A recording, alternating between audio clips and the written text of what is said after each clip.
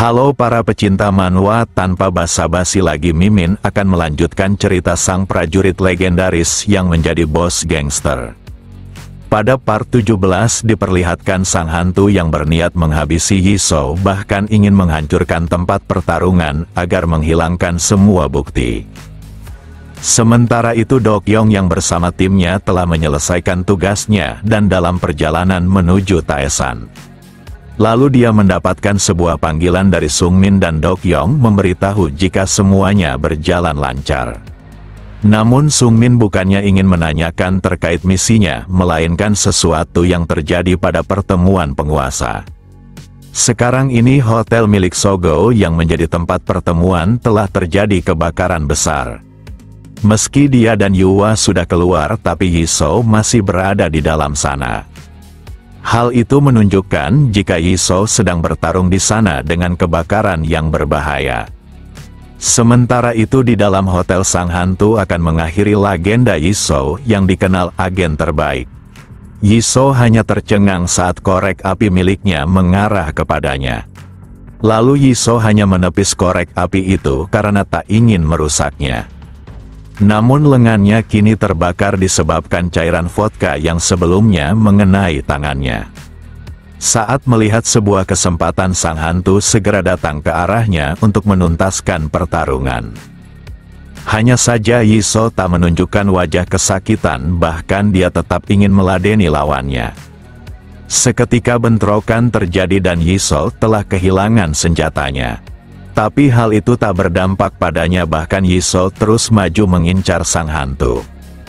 Namun sang hantu yang tak ingin melewatkan kesempatan itu akan bertarung sampai akhir. Dia terus tertawa dan merasa jika pergerakan Yisou mulai melambat disebabkan rasa panas di tangannya. Sang hantu penasaran apakah Yisou berusaha menyembunyikan kesakitannya agar terlihat kuat. Meski terus terprovokasi, tapi Yisou tak bergeming, bahkan berhasil menangkap tangan lawannya saat menyerang. Kemudian dia melakukan hal tak terduga hingga membuat kedua mata sang hantu terbuka lebar. Siapa sangka Yisou memukulnya dengan tangan yang terbakar tersebut. Yisou ingin meluruskan sebuah kesalahpahaman di mana rasa sakit ini hanyalah hal kecil baginya. Jika membicarakan rasa sakit, maka Yisou memiliki rasa sakit yang jauh lebih menyakitkan daripada api di tangannya. Rasa sakit yang dimaksudkannya saat dia kehilangan semua rekan berharganya disebabkan sebuah pengkhianatan. Ditambah dengan saat kakaknya hampir saja kehilangan nyawanya dengan koma beberapa tahun. Bagi Yisou, dia sudah terbakar sejak saat itu dan api di tangannya bukanlah apa-apa untuknya. Kemudian Yisou melemparkan sang hantu ke lantai hingga terseret. Saat sang hantu ingin bangkit, Yisou kembali melesatkan tendangannya. Hal itu membuatnya terlempar bahkan menabrak dinding kaca di belakang yang bisa saja menjatuhkannya dari gedung. Yisou sudah muak terbakar disebabkan pengkhianatan yang dialaminya dan sekarang dia memutuskan untuk melahap mereka semua tanpa menyisakan satupun. Sang hantu terkesan karena Yisou benar-benar sudah seperti monster. Karena udara di tempat ini sangat pengap, maka dia mencoba menghancurkan dinding kaca di belakangnya. Jika ada api di sebuah ruangan tertutup, maka angin akan membuat api tersebut makin mengganas. Seketika api di dekat Yisou mengamuk dengan luapan yang siap membakarnya. Di sisi lain Dokyong yang hampir tiba di tempat pertemuan menyaksikan luapan api yang sangat hebat. Dia pun tampak panik dengan meminta Sion segera meningkatkan kecepatan mobilnya. Dokyong telah mencoba menghubungi adiknya, tapi Yisou tak merespon. Meski panik, tapi Dokyong tetap mencoba tersenyum karena adiknya seharusnya sosok yang tak terkalahkan dan dia harus membuktikan hal itu dalam tragedi ini. Sementara itu Yisou yang berada di dalam hotel berusaha untuk bangkit. Tubuhnya dipenuhi luka dan Yisou menyempatkan untuk melihat ponselnya saat berbunyi. Dia pun memberitahu Dokyong jika dirinya baik-baik saja dan Dokyong memintanya untuk segera keluar meninggalkan hotel. Namun Yiso tak ingin pergi disebabkan pria yang hampir menghabisinya masih di dalam hotel. Dokyong mengerti, tapi dia khawatir kebakaran itu akan melahapnya. Saat ini Yiso dikenal sebagai bos Taesan, dan jika sesuatu terjadi padanya maka Taesan serta rekan-rekannya akan diambang kehancuran. Kematian itu pasti akan membuat dirinya dan semua rekannya memutuskan membalas dendam tanpa menghiraukan rencana lainnya.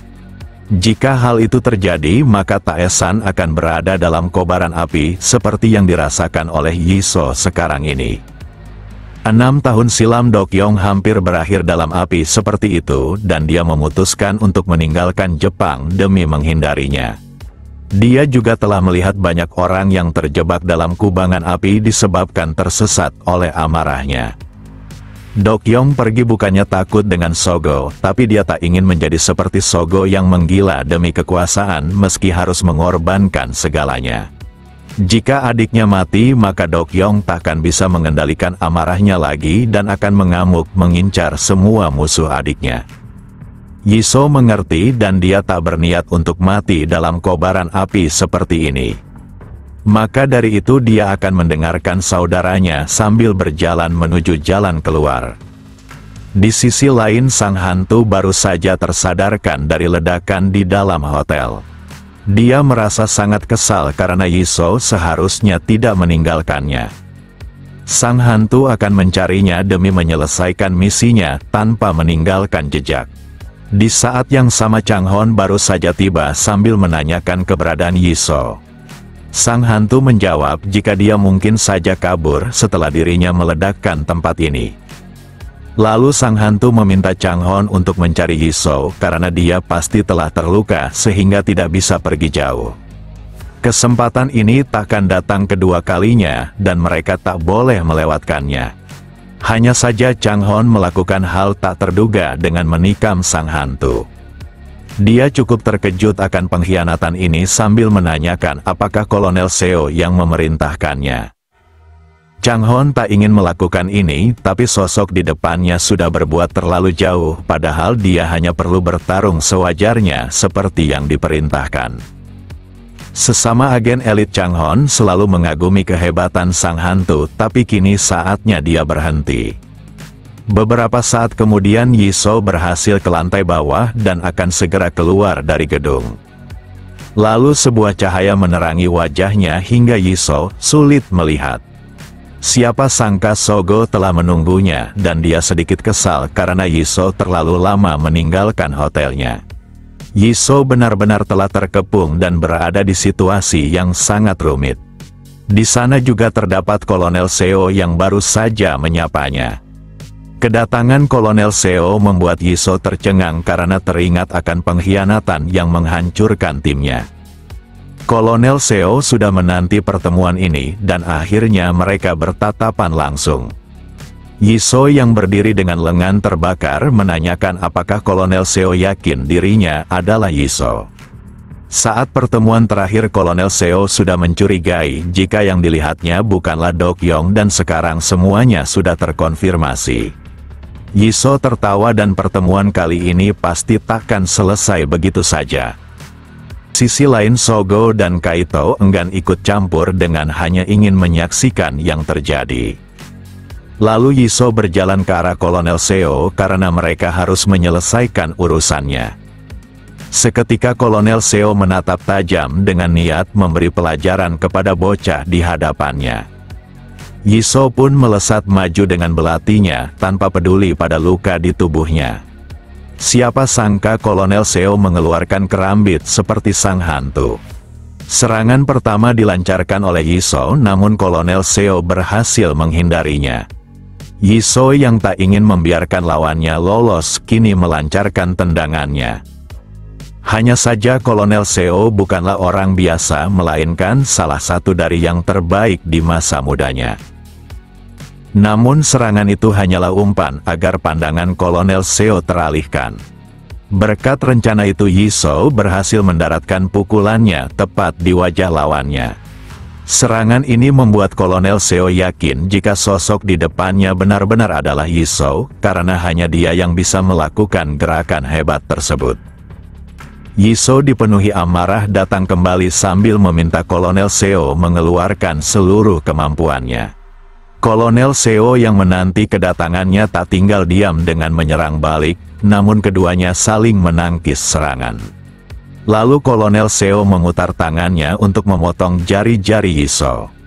Hal itu membuat Yisou melepaskan cengkeramannya tangannya, bahkan dia juga hampir kehilangan salah satu kakinya. Kolonel Seo merasa performa Yisou telah menurun ditambah emosinya yang membuat dirinya tumpul.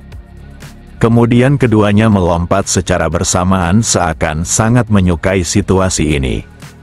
Di sisi lain para anak buah terbaik Sogo hanya tercengang menyaksikan pertarungan tersebut.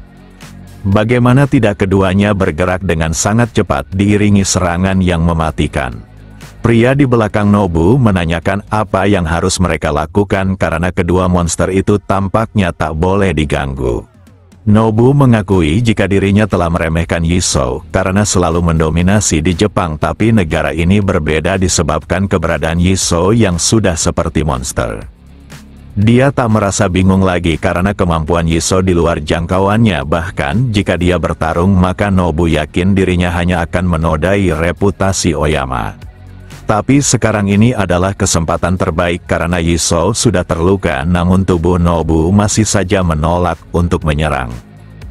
Awalnya dia datang dengan penuh ambisi untuk menyelesaikan urusannya dengan Yisou. Tapi saat melihat pertarungan di depannya dia merasa kemampuannya bukanlah apa-apa. Di sela itu Sogo melihat tangan bawahannya yang bergetar seakan dipenuhi keputusasaan. Dia pun meminta Nobu untuk tidak berlebihan dengan hanya melakukan yang ia bisa. Kemudian Sogo menghampiri Kaito sambil menanyakan apakah tangannya bisa digerakkan. Meski Kaito tidak merasakan sakit, tapi tangannya sulit untuk digerakkan. Sogo mengerti, tapi bukan berarti dia tidak bisa menggerakkan tangan kirinya. Siapa sangka Sogo memberinya sebuah pistol, padahal penggunaan senjata itu sangat terlarang di negara ini. Sementara itu Sion yang sedang mengemudi harus berhenti. Semua itu dikarenakan penutupan jalan pada jalur menuju hotel. Dokyong yakin jika Kolonel Seo pasti menggunakan kekuasaannya untuk mencegah bantuan dari luar. Karena situasinya di luar kendali, maka Dokyong memutuskan menelpon Sungmin untuk mengetahui keberadaan Yisou. Namun Sungmin masih menunggunya di lobi, tapi Yisou belum keluar dari hotel. Saat ini Dokyong tak bisa bergabung dengannya disebabkan gerbang utama ditutup dan meminta Sungmin untuk pergi dari tempatnya. Karena Yisou pasti keluar dari belakang gedung, bukannya di pintu utama. Sungmin mengerti, tapi tak ada jaminan gerbang belakang akan terbuka, bahkan ditutup seperti gerbang utama. Jika hal itu benar, maka Dokyong akan menerobos masuk dengan menyingkirkan siapapun yang menghalanginya.